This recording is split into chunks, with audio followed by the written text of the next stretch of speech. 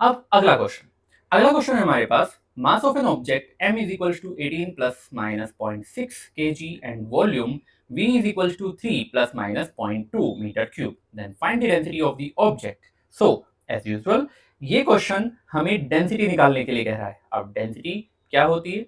Density basic formula is mass upon volume, right? ये हमारे पास बेसिक फॉर्मूला है टू कैलकुलेट दी डेंसिटी। यानी हमसे क्या कहा जा रहा है? That solve a division problem for propagation of errors. यानी हमें यहां पर mass which is 18 plus minus 0.6 divided by volume यानी 3 प्लस माइनस 0.2, इसको सोल्व करना होगा और यहां से आपके पास डेंसिटी डी आने वाली है। ऑल्दो इसका रिजल्ट भी किस तरह का आपको दिखेगा हमेशा कि इसमें भी एक स्मॉल डी जिसको आप एब्सोल्यूट वैल्यू प्लस माइनस उसमें एरर यानी डेल्टा डी।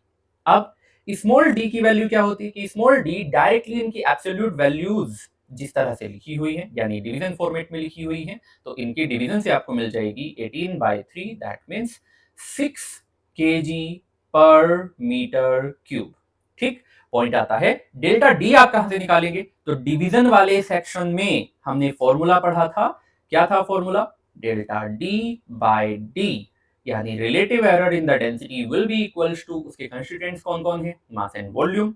तो वहां पर delta M by M plus delta V by V. ध्यान रखेंगे मल्टीप्लीकेशन हो या डिवीजन हो, if you are dealing with error, error में हमने कहीं पर भी माइनस साइन यूज नहीं किया है, हमेशा एडिशन ही यूज किया है। इनकी वैल्यूज रखो फटाफट से यहां पर। तो delta D by D, D कितना है? 6, will be equals to delta M, delta M है हमारे पास 0.6 divided by M is 18 and plus यहां से डेल्टा वी यानी 0.2 divided by 3। Usual way of solving, right? LCM लो एंड सोल्व करो। तो delta D by 6 is equals to, यहां पर एलसीएम लेंगे तो 18 ही आ जाएगा एंड 0.6 प्लस यहां से 6 टाइम्स यानी 1.2। तो हमें जो डाटा मिलेगा delta D by 6 is equals to, यहां मिल जाएगा 1.8 डिवाइडेड बाय 18 और इसको सोल्व करोगे तब डेल्टा डी 6 से कट करेंगे 3 यानी 0.6 kg पर मीटर क्यूब की एरर हमें यहां पर मिल जाती है। दैट मीन्स हमारा फाइनल आंसर यानी the density will be equals to, how much will it be? It will be equals to 6 plus minus 0.6 kg per metre cube. ये हमारे पास डेंसिटी का फाइनल रिजल्ट होगा जो हमसे पूछा गया था, राइट? तो इस तरह से आप किसी भी प्रोडक्ट बेस्ड क्वेश्चन और so next question of error in front of us is the resistance is given by R is equals to V upon I, where V is equals to 100 plus minus 0.5 volt and I is equals to 10 plus minus 0.2 ampere. What is the maximum error in capital R? Right? तो error के जिस तरह के हमने पुराने questions देखे थे उसी तरह के कुछ कुछ थोड़ा बहुत चेंज होकर नए क्वेश्चंस भी आपके सामने हैं। जैसे ये वाला क्वेश्चन पिछले वाले से थोड़ा बहुत डिफरेंट है। पिछले वाले क्वेश्चन में हमें पूरी तरह से मेजरमेंट बतानी थी, जैसा डाटा दिया हुआ था, हमें मास गिवन था, वॉल्यूम गिवन था, then find the density of the object, ऐसा हमसे पूछा गया था। इस बार पूरी वैल्यू हमें नहीं बतानी, सिर्फ मैक्सिमम एरर बतानी है। अब एरर देखा जाए तो हमने तीन तरह से पढ़ी थी, absolute error, relative error and percentage error. कौन सी एरर की वैल्यू हमें दे दी है? तो luckily the question is based on multiple choice. Multiple choice कई बार आपको पैटर्न बताते हैं कि आपको फाइनली क्या कैलकुलेट करना है। सारे ऑप्शंस ध्यान से देखें तो हमें मिलता है कि हमें परसेंटेज एरर कैलकुलेट करनी है। Yes no? ठीक, तो ऐसी कंडीशन में हमें परसेंटेज एरर कैलकुलेट करनी है फॉर रेजिस्टेंस। अब कितनी परसेंटेज एरर आएगी ये हमें देखना है। तो परसेंटेज एरर कैलकुलेट करने के लिए सबसे पहले हमें ये देखना होगा कि जो वैल्यू हमें कैलकुलेट करनी है दैट मीन्स आर, ये दिए गए फॉर्मूला में किस तरह से फिट हो रही है। तो this is based on division. अब डिवीजन से अगर मुझे परसेंटेज एरर निकालनी है तो सबसे पहले रिलेटिव एरर की तरफ जाना होगा, such as if I write delta R by R, so on the right hand side I will get delta V by V plus delta I by I। ठीक है, कि अगर मेरे पास रेजिस्टेंस है वोल्टेज अपॉन करंट, तो उसमें maximum error calculate करने के लिए मुझे डिवीजन वाला फॉर्मेट, यानी जिसमें रिलेटिव एरर को ऐड कर दिया गया था, लिखना होगा। अब यहां पर जो गिवन डाटा है उसकी वैल्यूज रखते हैं।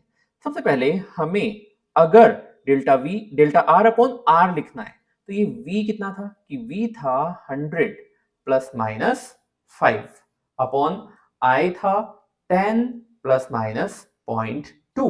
तो डेल्टा V अपॉन V लिखने के लिए यहां पर मुझे करना पड़ेगा 5 इज डेल्टा V, जबकि V कितना है 100, प्लस I के लिए क्या करना होगा 0.2 डिवाइडेड बाय I की जगह पर 10 आ जाएगा हमारे पास। नाउ R की वैल्यू, तो R की वैल्यू सीधे सीधे यानी इसकी एब्सोल्यूट वैल्यू कितनी आ जाएगी 100 बाय 10, यानी एरर के साथ डील करना है। अगर मुझे खाली R की वैल्यू निकालनी है तो वो तो V अपॉन I ही रहेगी। 100 बाय 10 ये कितना हुआ 10। अब बस इसको अगर हम सोल्व कर ले तो हमें आंसर मिल जाएगा। जैसे कि मुझे परसेंटेज एरर चाहिए, तो टेक्निकली अगर मैं R की वैल्यू नहीं भी निकालता, R ही रहने देता, तो एक्चुअली मुझे इसी की वैल्यू चाहिए, तो मैंने वापस से इसको करेक्ट कर लिया। तो delta R by R is equals to यहां पर 1/20 प्लस, इसको अगर देखा जाए तो ये 0.2/10 ही है। एलसीएम अगर हम लेंगे तो यहां पर 1 प्लस 0.4 हो जाएगा, एंड इस तरह से रिलेटिव एरर हमारे पास बचती है 1.4 डिवाइडेड बाय 20। अब ये तो रिलेटिव एरर हुई। परसेंटेज एरर किस तरह से आती है कि परसेंटेज एरर आती है delta R by R into 100। That means कि अगर मुझे डेल्टा आर बाय आर की वैल्यू पता है तो उसमें सिर्फ 100 से मल्टीप्लाई करके क्या मिल जाएगा परसेंटेज एरर की वैल्यू मिल जाएगी। कहां से निकालोगे 20 से कट करोगे 100 को 5 times and 1.4 into 5 will become 7। So 7% is the error in the measurement for the resistance। Answer में हम ऑप्शन 2 यहां पर ऑप्ट करें। अब हम चलते हैं एरर एनालिसिस के next part, which is error analysis for exponential function. ठीक, ये जरूरत हमें कहां से स्टार्ट हुई, क्योंकि बहुत सारी जगहों पर आपके फॉर्मूलाज पावर बेस्ड होते हैं, एक्सपोनेंट बेस्ड होते हैं। कैसे? सिंपल से तरीके से स्टार्ट करते हैं।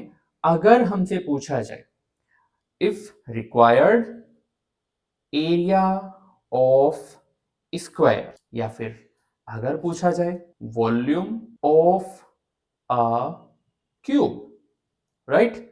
अगर हमसे पूछा जाता है एरिया ऑफ ए स्क्वायर या वॉल्यूम ऑफ अ क्यूब, तब आप इसको कैसे डील करोगे? तो area of square that means capital A will be equals to side square.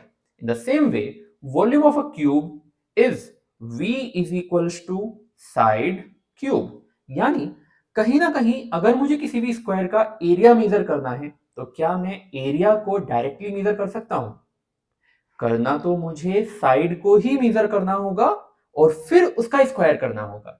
ऐसे ही अगर एक क्यूब का वॉल्यूम निकालना है तो क्यूब के वॉल्यूम को डायरेक्ट नहीं निकाला जा सकता, पहले मुझे उस क्यूब की एक साइड को मेजर करना होगा। यानी बेसिकली हम मेजर किसको कर रहे हैं? एक सिंपल सी क्वांटिटी को, और डिफरेंट वेराइटीज सोल्व करने के लिए, डिफरेंट फिजिकल क्वांटिटी सोल्व करने के लिए वहां पर यूज किया जा रहा है this method, error analysis for exponential function. ठीक, किस तरह से करेंगे? तो ऑब्वियस है ये बेसिक एक्सपोनेंशियल्स हैं, यहां पर समझना काफी आसान होगा। जब एक्सपोनेंट यानी जो पावर है वो थोड़ी सी डिफिकल्ट होगी तो बस हम यहीं से एक्स्ट्रापोलेट करेंगे कि अगर यहां पर ऐसा था तो वहां पर भी वैसा ही रहा होगा। प्रूफ होने के लिए होते हैं उन चीजों के, बट एज सच हमें जरूरत नहीं है, इसलिए हम उनके प्रूफ नहीं करेंगे। बेसिक अंडरस्टैंडिंग से हम यहां पर आगे बढ़ने वाले हैं। सो कैसे करेंगे? तो इमेजिन हमें एरिया निकालना था, साइड हमें दी हुई है, तब हम एरिया कैसे निकालेंगे? तो area will be delta A by A. अब ये जो ए स्क्वायर है, एक तरह से देखा जाए तो ये ए इंटू ए, यानी ए एंड ए के प्रोडक्ट से ही तो बना हुआ है। अब क्योंकि इसके प्रोडक्ट से बना हुआ है यानी मल्टीप्लिकेशन से बना हुआ है, तो जैसे ही मैं रिलेटिव एरर कैलकुलेट करना चाहूंगा डेल्टा ए बाय ए के लिए, तो यहां पर मल्टीप्लिकेशन या प्रोडक्ट रूल के हिसाब से delta A by A plus delta A by ए बन जाएगा, right? In the same way A cube को हम ए बाय ए इस तरह से लिख सकते हैं, और जैसे ही मुझे डेल्टा v अपॉन v चाहिए होगा, it will become delta a by A plus delta a by A plus delta a by A. अब यहां पर जब मैं एरिया निकाल रहा हूं तो देख सकते हो delta a by A plus delta a by a, it will become 2 delta a by a, and यहां पर delta v by v becomes 3 times delta a by a। ये यहां पर रिलेटिव एरर आसानी से सोल्व हो जाएगी दोनों ही केसेस में। अब यहां ऐसी कैलकुलेशन से हमें क्या बेनिफिट मिलता है? तो ध्यान से देखो, हमारे पास डेल्टा a बाय a के साथ में मल्टीप्लिकेशन में कौन आ रहा है? हमारे पास आ रहा है ये 2, एंड यहां पर 3। ध्यान से देखने पर पता लगता है ये तो यही वाली पावर मैच हुई है जो हमने यहां पर a की पावर में देखी थी। Do you see this coincidence? Right? तो हमें किसी भी कंडीशन के लिए, किसी भी तरह से जब हम ऐसी कंडीशन में पावर के लिए फंक्शन लिखेंगे, तो वो पावर सिर्फ क्या होगा? उस पावर का वो पावर बाहर आकर मल्टीप्लाई हो जाएगी, राइट? जैसे यहां पर 2 बाहर आ गया और यहां पर 3 बाहर आ गया।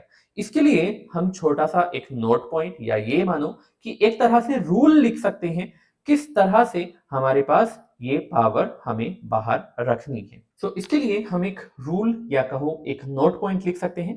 क्या लिखेंगे हम? So if a physical quantity is nth power of another physical quantity, ठीक है, कि अगर कोई भी physical quantity is in the terms of powers, n के पावर के टर्म्स में है, then relative error of that quantity जो है will be n times of the relative error of that quantity। कौन सी क्वांटिटी? तो दोनों ध्यान से समझना। हमारे पास यहां पर अगर कोई भी एक नंबर किसी दूसरे, imagine if z is equals to x raised to n, z is represented as the power n of a physical quantity x, x की पावर के टर्म्स में है, तब delta z by z will be equals to magnitude of n into delta x by x। ठीक है, इस तरह से हमारे पास ये होने वाली है। तो डेल्टा z by z क्या हो जाएगा? सिर्फ उस पावर को लाकर आपको बाहर रखना है। ध्यान रहे जैसा भी साइन हो हमें सिर्फ पॉजिटिव वैल्यू ही रखनी है, यानी मोड लगाकर इसको हम यहां पर रखेंगे। ठीक है, तो इस तरह से किसी भी पावर के लिए ये प्रॉब्लम हमारे पास सोल्व हो जाएगी। नाउ इमेजिन अगर हम इसी पर बेस्ड एक सिंपल सा क्वेश्चन देखें जो कि काफी ज्यादा फेमस होता है, अक्सर एग्जाम्स में आपसे पूछा जाएगा, किसी भी तरह का एग्जाम हो, स्कूल एग्जाम से लेकर जेईई एडवांस तक इस क्वेश्चन को दिया जाता है। सो पे अटेंशन,